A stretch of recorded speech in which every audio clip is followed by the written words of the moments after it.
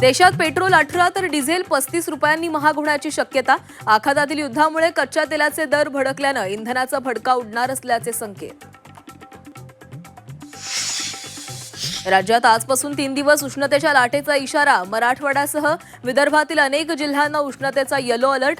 पश्चिम महाराष्ट्र कोकणात दमट हवामानाचा अंदाज, तर महामुंबईत पारा 40शी पार जाण्याची शक्यता.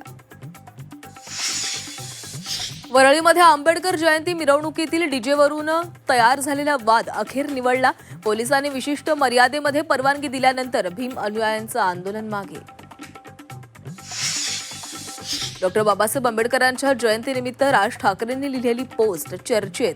मिरवणुका आणि डीजेवरून राजकीय नेते आणि सर्वसामान्यांचे टोचले कान. बंधुबाबा अशोक खरातला ईडीचा दणका. खराच्या बँक अकाउंटमधील 2.5 कोटी गोठवले. महागड्या कारसह 10 कोटींची मालमत्ता ईडीकडून जप्त. खरात प्रकरणी माझ्यासह कुटुंबियांवरचे आरोप कपोलकल्पित. आरोपांवर रुपाली चाकणकर यांचे ट्विट. केवळ बदनामीसाठी आरोप केले जात असल्याचा चाकणकरांचा आरोप.